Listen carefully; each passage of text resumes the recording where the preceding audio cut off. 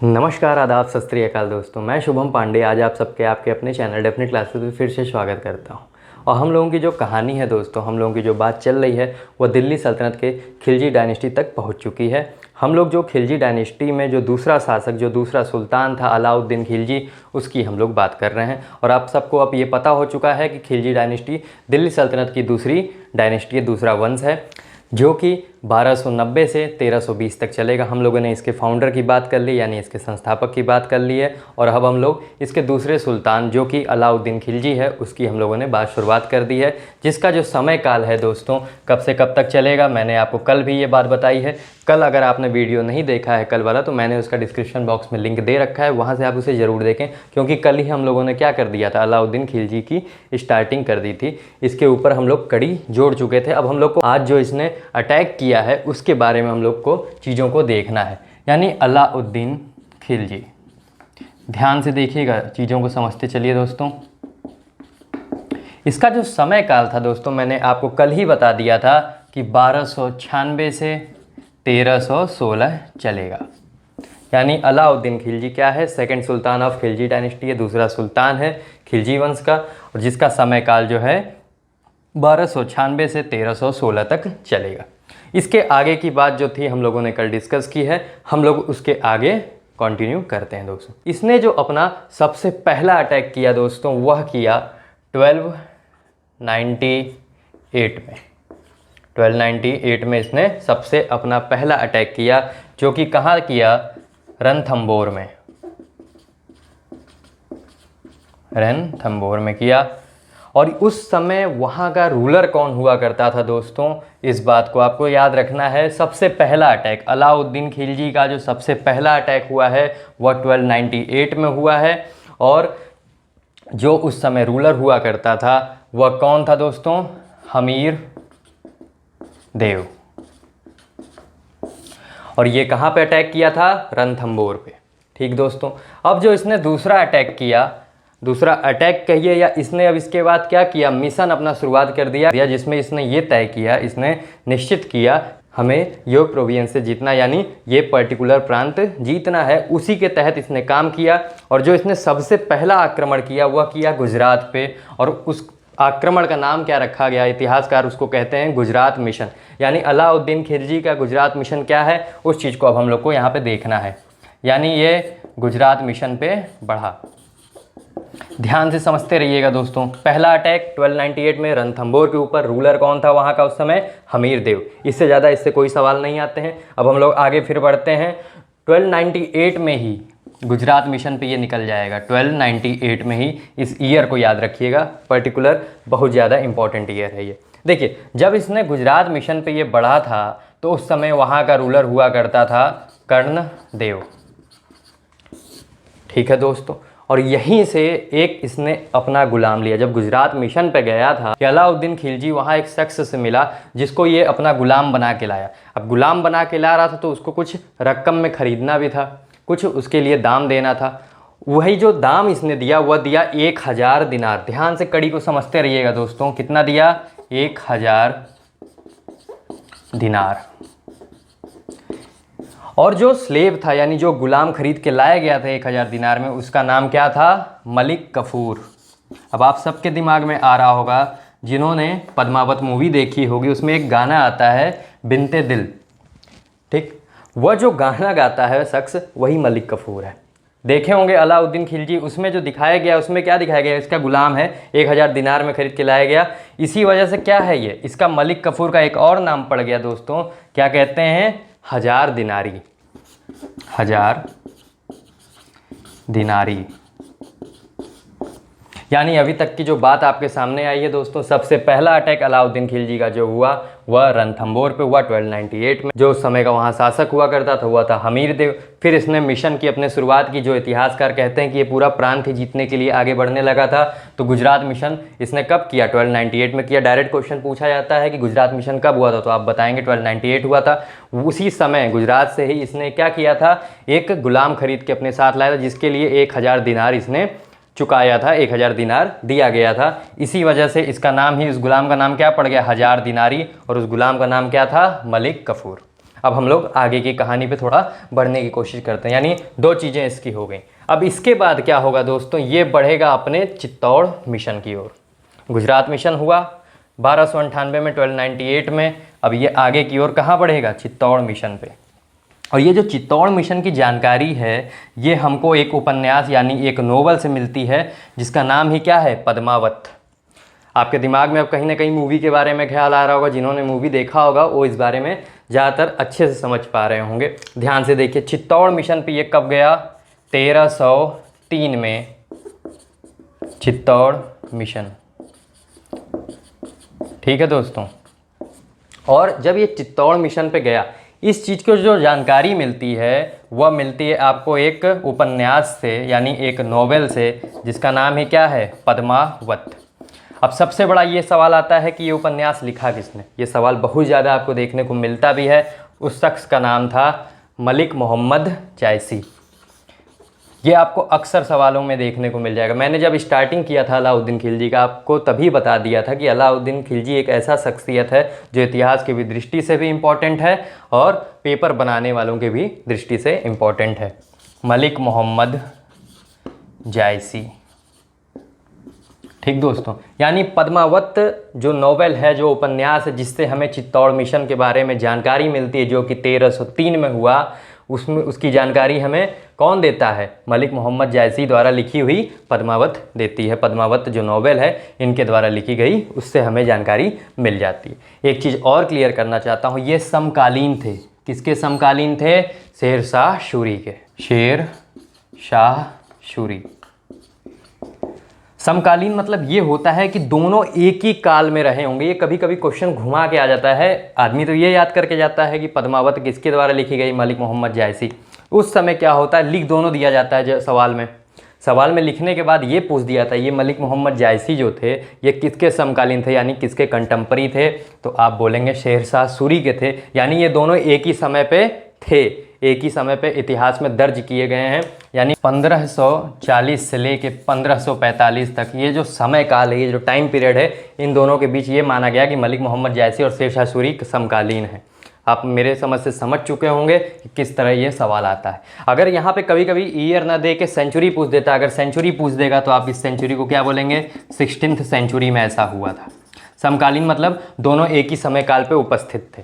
ठीक, इतनी सी बस आपको बात यहाँ पे समझनी है। यानी नोवेल जो थी पद्मावत लिखी गई मलिक मोहम्मद जायसी द्वारा, और इस पद्मावत नोवेल की वजह से हमें चित्तौड़ मिशन के बारे में पता चलता है। और मलिक मोहम्मद जायसी जो थे ये समकालीन थे शेर शाह सूरी के, 1540 से 1545 तक का समय काल। दोस्तों अब हम लोग बढ़ेंगे आगे की ओर। इसका पहला अटैक हम लोगों ने देख लिया, गुजरात मिशन देख लिया, चित्तौड़ मिशन देख लिया।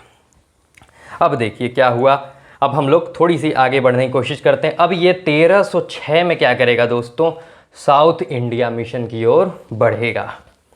यानी अभी तक ये किधर चल रहा था, नॉर्थ साइड में ही चीज़ों पे आक्रमण कर रहा था, नॉर्थ साइड के ही प्रोविंसेस या प्रांतों पे आक्रमण हो रहा था अभी तक। अब कहाँ, ये साउथ इंडिया की तरफ बढ़ेगा। इसी वजह से इसके जो बढ़ने का क्रम था साउथ इंडिया की तरफ, उसी को क्या कह दिया गया, साउथ इंडिया मिशन। 1306 में क्या होगा, ये बढ़ेगा साउथ इंडिया मिशन। ठीक दोस्तों, अब देखिए, जब ये अभी मैंने आपको एक इसके गुलाम का नाम बताया जिसको 1000 दिनारी भी कहते हैं, अब आपके मन में जवाब भी आ रहा होगा, जिसका नाम क्या था, मलिक कफूर। उसी मलिक कफूर को क्या करेगा अलाउद्दीन खिलजी, अपना आर्मी चीफ नियुक्त करेगा। नियुक्त करने के बाद कहेगा कि साउथ इंडिया मिशन पे तुम पूरा दायित्व संभालो। यानी साउथ इंडिया मिशन किसको देखना है, किसके अंडर में हुआ था, किसके लीडरशिप में किया गया, तो आप बोलेंगे मलिक कफूर के लीडरशिप में, जिसको हम लोग 1000 दिनारी भी कहते हैं। क्यों कहते हैं इस बात की अब आपको जानकारी हो चुकी होगी दोस्तों। देखिए, यानी क्या हुआ, Malik Kafur head of the army यानी आर्मी चीफ बना के भेज दिया गया, किसके द्वारा, अलाउद्दीन खिलजी द्वारा। जब ये भेजा गया दोस्तों, तो ये साउथ इंडिया की तरफ, जो आज तेलंगाना है, जो कि आज तेलंगाना है, वहीं पे एक जगह हुआ करती है वारंगल, वारंगल, वहीं पे इसने सबसे पहला अटैक किया था साउथ इंडिया मिशन के तहत। यानी वारंगल पे जो अटैक किया गया वो अलाउद्दीन खिलजी द्वारा कराया तो गया था, आक्रमण कराया गया था, लेकिन आर्मी चीफ जो था, जो पूरा एक तरीके से उसकी लीडरशिप कर रहा था आक्रमण की, वह कौन कर रहा था? मलिक कफूर कर रहा था। यानी वारंगल पे आक्रमण किया गया मलिक कफूर द्वारा। अब आगे की हम लोग बात समझते हैं। वारंगल में उस समय कौन सा वंश चल रहा था दोस्तों? ये भी इंपॉर्टेंट क्वेश्चन है। उस समय चल रहा था काकत्य डायनेस्टी, यानी काकत्य वंश। अब देखिए, अब जब वंश चल रहा था तो कोई ना कोई रूलर भी रहा होगा। ये तो आप अभी तक जितना मेरे साथ आप जुड़ के पढ़ चुके इतना आपको समझ में आ गया होगा दोस्तों। जब वंश चलेगा तो रूलर तो ऑटोमेटिक आना है। यानी काकत्य वंश में, यानी काकत्य डायनेस्टी में उस समय रूलर कौन था? ध्यान से इस शख्स का नाम देखिएगा दोस्तों, प्रताप रुद्र देव। कौन था दोस्तों? प्रताप रुद्र देव। यहीं से अब आपको कोहिनूर हीरा के भी बारे में हल्की सी जानकारी मिलने वाली है। प्रताप रुद्र देव।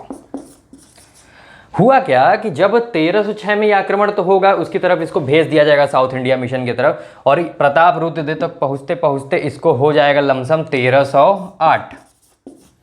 यानी प्रताप रुद्रदेव थक जाएगा 1308 में। आक्रमण रोज चलते रहेंगे, 2 साल लमसम बीत जाएंगे। 1308 में क्या होगा दोस्तों? प्रताप रुद्रदेव कहेगा कि अब हमसे नहीं होने वाला, हम सरेंडर करते हैं। और वह किसको सरेंडर कर देगा? मलिक कफूर को प्रताप रुद्रदेव क्या करेगा? सरेंडर कर देगा। ठीक है दोस्तों, यानी वारंगल पे जो आखिरी अटैक पूछा जाएगा वो आप बोल देंगे कि 1308 में हुआ था, और उस समय भी रूलर कौन था? प्रताप रुद्रदेव था। और प्रताप रुद्रदेव क्या किया? सरेंडर कर दिया। जब इसने सरेंडर किया तो इसके पास उस समय हुआ करता था, यानी प्रताप रुद्रदेव के पास ही हुआ करता था कोहिनूर हीरा, कोहिनूर डायमंड। यानी वह घड़ी आ चुकी थी दोस्तों कि अब कोहिनूर हीरा साउथ की तरफ से नॉर्थ की तरफ आने वाला है। यानी वारंगल से चल के वह कोहिनूर हीरा कहाँ आएगा? वह हीरा आएगा दिल्ली। अब यहाँ से आपको देखने को अक्सर मिलता रहेगा कि कोहिनूर हीरा कैसे कैसे करते करते अंत में कहाँ पहुँच जाएगा? लंदन पहुँच जाएगा। इस चीज़ की हम लोग जानकारी साथ में जुड़े रहिए, देखते रहेंगे कि कैसे कहाँ क्या होता है कोहिनूर हीरे के साथ। यानी पहली वह घड़ी थी 1308, जब क्या हुआ? कोहिनूर डायमंड, कोहिनूर हीरा साउथ से नॉर्थ की तरफ आया, यानी वारंगल से दिल्ली की तरफ आया। इस कारण से बोला जाता है कि वह पहली घड़ी 1308 ही कही जाती है, जब प्रताप रुद्रदेव ने क्या किया था दोस्तों? कोहिनूर हीरा दे दिया था मलिक कफूर को सरेंडर होने के बाद।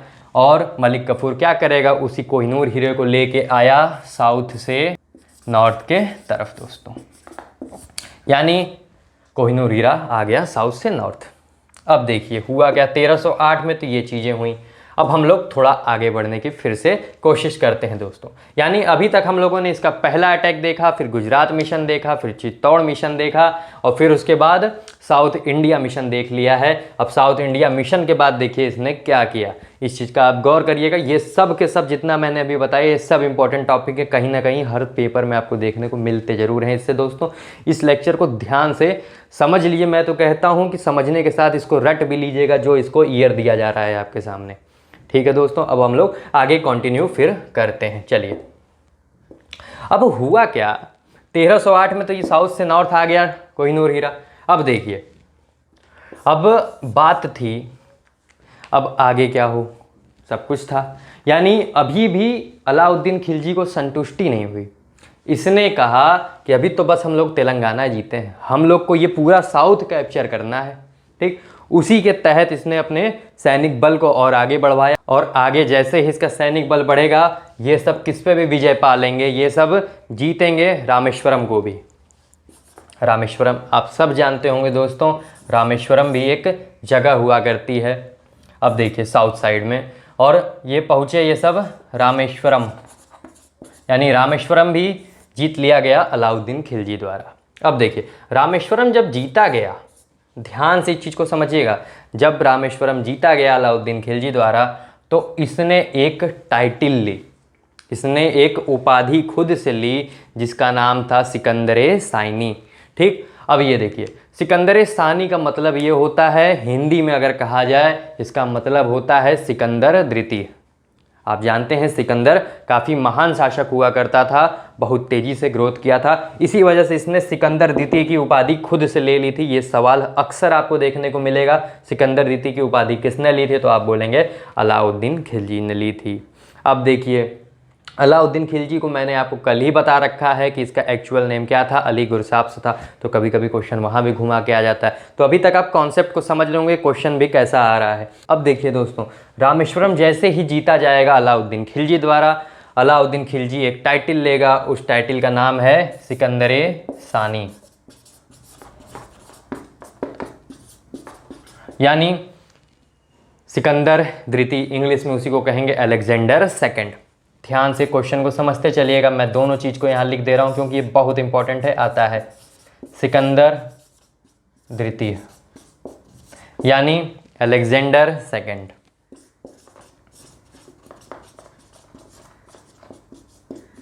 अब देखिए दोस्तों, यहाँ तक की तो चीज़ें आपको समझ में आ गई।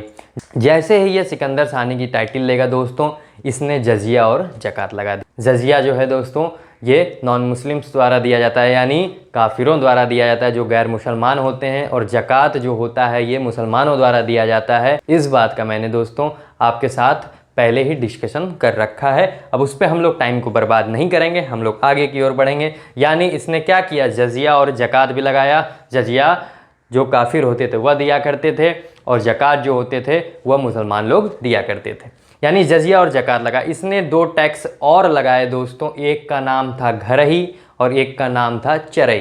ध्यान से देखिएगा इसने क्या क्या किया। देखिए, पहली बात तो जजिया और जकात लगाया, यानी रामेश्वरम जीतने के बाद, रामेश्वरम पे विजय पाने के बाद इसने एक टाइटल ली सिकंदर सानी, जिसको हिंदी में हम लोग सिकंदर द्वितीय कहते हैं, इंग्लिश में अलेक्जेंडर सेकंड कहते हैं। उसके बाद इसने टैक्स लगाया जजिया और जकात, इसके बारे में मैंने आपको पहले ही बता रखा है क्या होता है। अब हम लोग आगे की ओर बढ़ते हैं। इसने घरई और चरई टैक्स लगाया, 2 नाम ये कर हुआ करते थे, 2 नाम के, जो कि इसने इंट्रोड्यूस किए थे।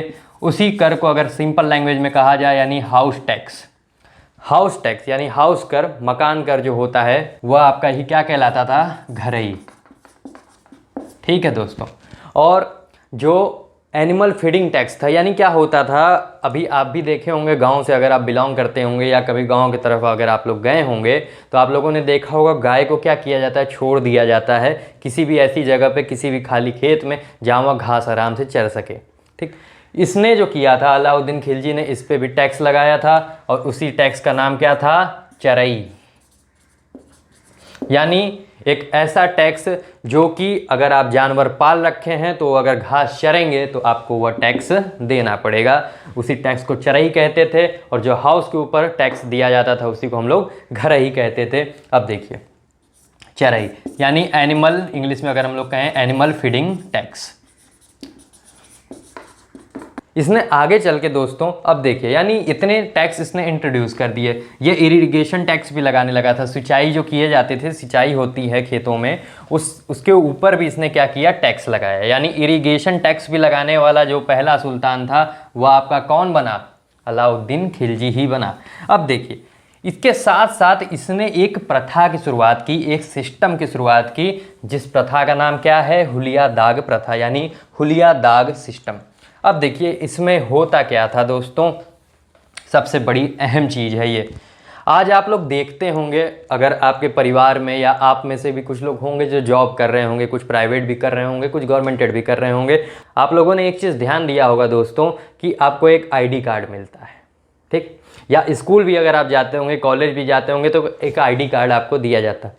इसने वही प्रथा शुरुआत की थी, यानी आईडी बनवाने की प्रथा। देखिए क्या था वो हुलिया दाग सिस्टम, उस पर हम लोग थोड़ी सी नज़र डालने की कोशिश करते हैं।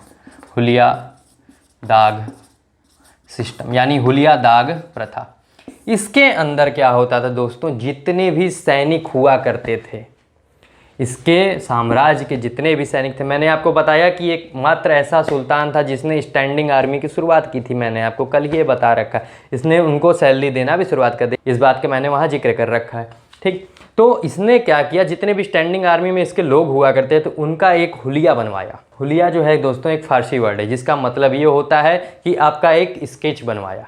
यानी हुलिया दाग सिस्टम में ये एक नियम बनाया गया कि जितने भी सैनिक इसके स्टैंडिंग आर्मी में थे, जिनको सैलरी दी जा रही थी, उनका क्या किया जाएगा दोस्तों, हुलिया बनाया जाएगा, यानी स्केच बनवाया जाएगा और उसके अंदर उनकी पूरी डिटेल लिखी जाएगी। कौन है वो, मतलब उनका नाम क्या है, उनका एड्रेस क्या है, वो किस प्रांत में स्टैंडिंग आर्मी के तहत वो काम कर रहे हैं, ये सब चीज़ें, मतलब पूरी एक ओवरऑल डिटेल के साथ उनको एक कागज़ पे बना के दे दिया जाता था और वो हमेशा उन स्टैंडिंग आर्मी के लोगों को साथ में रखना पड़ता था।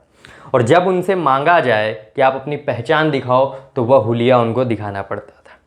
यहाँ तक बात समझ में आई दोस्तों। यानी स्टैंडिंग आर्मी साथ में एक काम और इसी सिस्टम के अंदर, इसी प्रथा के अंदर हुआ, जितने भी घोड़े हुआ करते थे उन घोड़ों के ऊपर दाग लगाया जाता था। दाग से मतलब इन सेंस ये है दोस्तों कि जितने भी अलग अलग प्रांत के घोड़े हुआ करते थे, मैंने आपको बता रखा है कि इक्ता सिस्टम की शुरुआत हुई थी, यानी अलग अलग प्रांत बनाया गया था, साम्राज्य को अलग अलग प्रांत में बांट दिया गया था।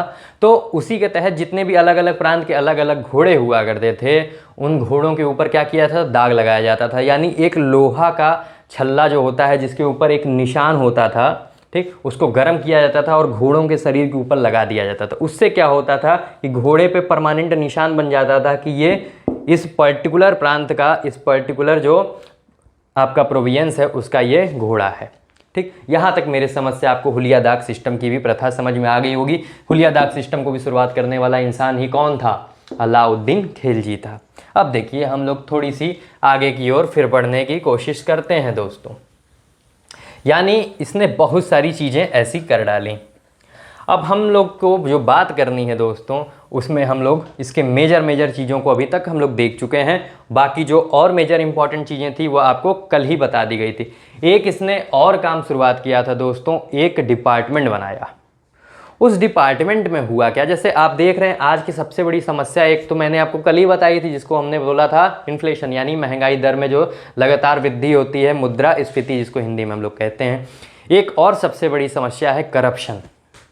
आप सब जानते होंगे इसके बारे में और हो सके आप में से कुछ लोग जूझे भी हों इससे। ठीक, अब देखिए, तो इस चीज़ को ख़त्म करने के लिए इसने एक सिस्टम बनाया था, एक डिपार्टमेंट बनाया था जिसका एक और काम था, करप्शन तो ख़त्म करना उसका काम ही था, एक और काम था, वह ये था दोस्तों कि उसे टैक्स कलेक्ट करना है, कर कलेक्ट करना है। जो अभी मैंने टैक्सों की बात की थी, उन टैक्स को कलेक्ट करने का भी काम वही डिपार्टमेंट करता था और उस डिपार्टमेंट का नाम है दोस्तों दीवान ए मुस्तखारी।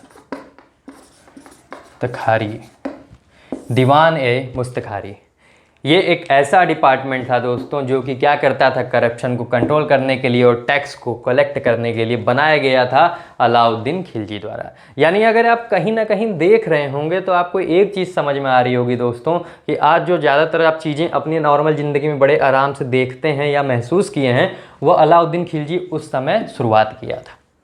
तो मेरे समझ से आपको यहाँ तक ओवरऑल व्यू मिल गया होगा। इसी के दरबार में एक कवि हुआ करता था जिसका नाम था अमीर खुसरो।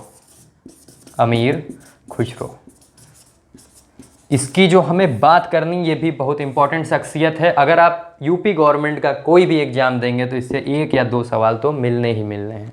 ठीक, अब देखिए इसका जो दरबारी कवि यानी कोर्ट पोएट जो हुआ करता था वह कौन था, अमीर खुसरो था। इसकी हमें बात करनी है। इसकी बात करने से पहले एक बात मैं आपको बताना चाह रहा हूँ, ये सब चीज़ें चलते चलते, ये सब चीज़ें करते करते ये अपने क्या आ गया, अंतिम समय में आ गया। यानी 1316 का सन आ चुका था दोस्तों। और यानी अब अलाउद्दीन खिलजी क्या होगा, मरेगा। ठीक, यानी इसकी मौत हो गई। और जो मौत हुई मैंने आपको बता रखा है, ये रह कहाँ रहा था, ये रह रहा था दिल्ली में। ठीक, दिल्ली में रह रहा था, दिल्ली को अपनी राजधानी बना रखा था। खिलजी वंश की भी राजधानी दिल्ली ही हुआ करती थी। तो दिल्ली में मरा, तो दिल्ली में जब मरेगा तो दिल्ली में इसका मकबरा भी बनेगा। यानी टॉम्ब जो है वह कहाँ है, अलाउद्दीन खिलजी की दिल्ली में है। और अगर ये सवाल आ जाए कि दिल्ली में कहाँ पे है, तो आप बोलेंगे कुतुब मीनार के प्रीमाइसेस में, कुतुब मीनार के प्रांगण में है। यानी टॉम्ब जो है इसकी दोस्तों कहाँ है, दिल्ली में, in the premises of Qutub Minar, Qutub Minar के प्रांगण में, कुतुब मीनार के प्रीमाइसेस में। यहाँ तक यानी अलाउद्दीन खिलजी हम लोग कल शुरुआत किए थे 1296 और आज का जो समय है वह पहुँच चुके हैं हम लोग 1316 में। जो इसने मेन चीज़ें की हम लोगों ने उनकी बात कर ली है दोस्तों। और इसका एक इम्पॉर्टेंट शख्सियत जो इसके बीच में आया, जिसको इसने संरक्षण भी दिया था, यानी अमीर खुसरो को जो संरक्षण मिला था वह अलाउद्दीन खिलजी द्वारा मिला था।